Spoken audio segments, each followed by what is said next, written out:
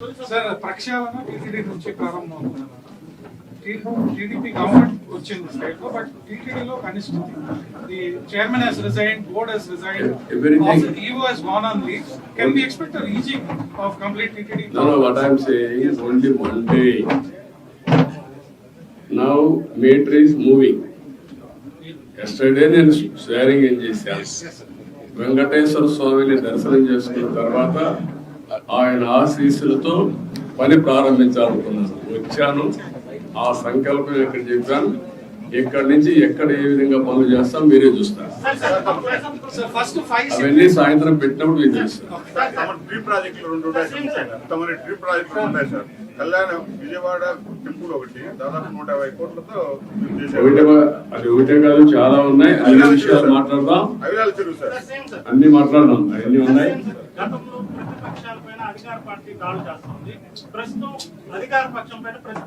మాట చెప్తారంటావా? అవన్నీ వెంకటేశ్వర స్వామి టెంపుల్లో మాట్లాడడం కరెక్ట్ కాదు. మీరేమంటున్నారంటే ఇదే మీలో కూడా ఇంకా మైండ్ మారాలి. కొంతమంది దొంగలే దొంగ దొంగ అని అరిసి అటెన్షన్ డైవర్ట్ చేయాలనుకుంటున్నారు. అలాంటి వారికి నేను సమాధానం చెప్పక్కర్లేదు. పరిపాలన అంటే ఏంటంటే చేసి చూపించిన వాడిని, ముఠా నాయకులు అణిచివేసిన వాడిని, సంఘ విద్రోహ శక్తులు అణిచివేసిన వాడిని, రౌడీ అనేవాళ్ళు లేకుండా చేసిన వాడిని, కమ్యూనల్ వైలెన్స్ కంట్రోల్ చేశాను. తీవ్రవాదుల మీద పోరాడితే నేనే ప్రాణాన్ని ఇచ్చుకున్నాను.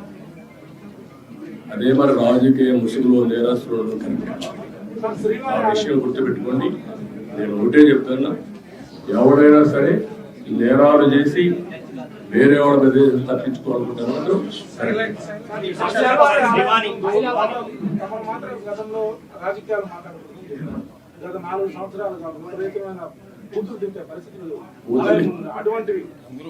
ఒకటే కాదమ్మా, నేను కూడా ఇక్కడికి వచ్చినప్పుడు ఓట్లు అడగడానికి కూడా వీలు లేని పరిస్థితి. ఎలక్షన్ అప్పుడు కడవప్పుడు నేను ఎప్పుడు రాజకీయం చేయలేదు. అలాంటివన్నీ చూసాం. అది ఒక పీడకలగా మిగిలిపోవాలని కోరుకుంటున్నాను. మీరు మాట్లాడిగారు కాబట్టి చెప్పాను, నేను అది కూడా చెప్పదలుచుకోలేదు. ఇక్కడ ఎవరైనా సరే నేరస్తులు నేరం వేరే వాళ్ళపైన వేయడానికి ముందుగానే ఎల్బి క్రియేట్ చేయడం, అలాంటి మాత్రం నా దగ్గర జరగవు. Be clear. ఎవడైనా సరే నేరస్తుల్ని నేరస్తులుగానే చూస్తా. రాజకీయ ముసుగులో కూడా వీళ్ళు నేరాలు చేయాలని మాత్రం కుదరదు. కమర్షియలైజ్ చేసే కదమ్మా, కమర్షియలైజ్ చేశారు. వెంకటేశ్వర స్వామి టెంపుల్కి వస్తానే, కొండెక్కతానే ఏం కనపడాలి మీకు? పవిత్రమైన భావం రావాలి. ఈ పవిత్రమైన భావం రావాలంటే ఇక్కడ అడుగడుగున ఆ పవిత్రమైన భావం రావాలంటే ఆ మూమెంట్ కనపడాలి. క్లీన్గా ఉండాలి, భోజనం కూడా ప్రసాదం కూడా నీట్గా ఉండాలి, విపరీతమైన రేట్లు పెంచకూడదు. వెంకటేశ్వర స్వామి దగ్గరకు వస్తే దర్శనం బ్లాక్ మార్కెట్లో టికెట్లు అమ్ముకోకూడదు. ఒకప్పుడు మీరు గుర్తుపెట్టుకోవాలి, నేను ఇక్కడికి వస్తే ఎంత క్లీన్గా పరిశుభ్రాలు ఉండేటో చూశాను. నేను కొండపైన పెద్ద ఎత్తున గ్రీనరీ పెట్టి, పెద్ద ఎత్తున ఔషధాల ప్లాంట్స్ అన్ని పెట్టి ఇక్కడికి వస్తే లైఫ్ పెరగాలని ఆలోచించాను. అలాంటివన్నీ కూడా మీరు గుర్తుపెట్టుకోవాల్సింది. ఒక దివ్య క్షేత్రం చేయాలంటే ఆల్ ఆస్పెక్ట్స్లో కాన్సన్ట్రేట్ చేయాలి. అదే చేశాం. ఇక్కడ ఒక దాన్ని ఏమన్నా నాకు అర్థం కాదు, కానీ ఒక వరస్ట్ ప్లేస్గా తయారు చేయాలంటే ఏ విధంగా తయారు చేయాలో అన్ని తయారు చేశారు. ఎవరెన్ని మాట్లాడిన లెక్కలేతనం వచ్చింది. గంజాయి, అన్ని మత ప్రచారం, లేకపోతే లిక్కర్, నాన్ వెజిటేరియన్, విచ్చలబెళ్ళితనం, ఇష్టానుసారంగా వీళ్ళ యొక్క పైరులకు కేంద్రంగా తయారైపోయింది. వెంకటేశ్వర స్వామిని ఊరూరు తిప్పేశారు.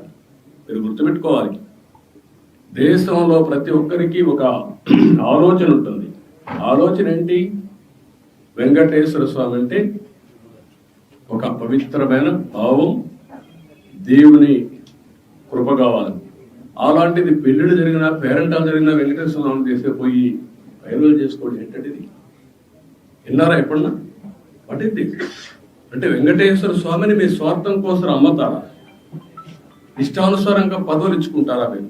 పదవులు ఇచ్చేది ఎందుకు? ఆ పదవి ఇచ్చి ఆ పదవి ద్వారా మీ యొక్క కోర్టు కేసులు లేకుంటే మీ పనులు చేసుకోవడానికి ఎక్కడికి పోయారు మీరు? ఏమయ్యారు మీరు? అంటే వెంకటేశ్వర స్వామి, నేను ఎన్నోసార్లు చెప్పాను, గుర్తుపెట్టుకోవాలి మీరు మళ్ళీ ఒకసారి. వేరే దేవుళ్ళు నెక్స్ట్ జన్మంలో మీ మీద పనిష్మెంట్ ఇస్తారా, కానీ వెంకటేశ్వర స్వామిని నేను చూసా. ఎవరైనా వెంకటేశ్వర స్వామికి అపచారం చేసిన వారు, తలపెట్టిన వారు ఈ జన్మలోనే పనిష్మెంట్ తీసుకుంటారు, తీసుకున్నారు కూడా. మీరు తిరుపతిలో కూడా చాలా ఇన్సిడెంట్ ఒకసారి లెక్కేసుకోండి. ఎవరైనా సరే, ఉద్యోగస్తులు కానీ బయట వాళ్ళు కానీ ఎవరైనా సరే, దేవుడికి అపచారం చేసిన ప్రతి ఒక్కరూ శిక్ష అనుభవించారు. ఈ విషయాలు మీరు గుర్తుపెట్టుకోవాల్సిన అవసరం కేంద్రం చేశారు. ఎర్రచందనాన్ని కూడా నేను గోడౌన్ కూడా పెట్టాను, మీరు చూసుంటారు. గోడౌన్ కూడా ఎర్రపోతా ఉంది. ఎర్రచందనం స్మగ్లర్కే సీట్ ఇస్తే ఏం మాట్లాడతారు? చట్టాలు కూడా ఒక చేతులకు అప్పచెప్పేస్తున్నారు. చాలా ఉన్నాయండి, ఒకటి మాట్లాడడం కాదు, చాలా ప్రక్షాళన చేయాలి. ఇంకా వీళ్ళు డబ్బులు, రౌడీజం, దీంతోనే రాజకీయం చేయాలనుకుంటే ఏమీ జరగదు. నేను ఒకటే చెప్తున్నా, దృఢ సంకల్పంతో వెంకటేశ్వర సాక్షిగా చెప్తున్నా, మంచిని ప్రోత్సహిస్తా, చెడుని మాత్రం గట్టిగా తొందరలో దూకేస్తా.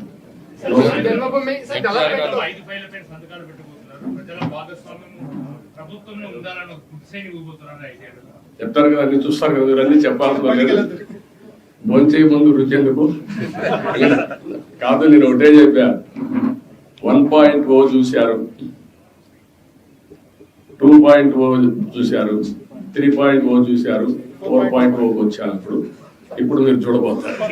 ఇప్పుడు అందుకే అందరికి అప్పీల్ చేస్తున్న, ఆఫీసర్లు కూడా, ఎంప్లాయీస్ కూడా అప్పీల్ చేస్తున్నా, రాజకీయ కార్యకర్తలకు అప్పీల్ చేస్తున్నా. నష్టపోయాం, ఈ నష్టాన్ని రికవర్ చేసుకోవాలి. అందరూ కూడా కలిసి పనిచేద్దాం, ముందుకెళ్దాం.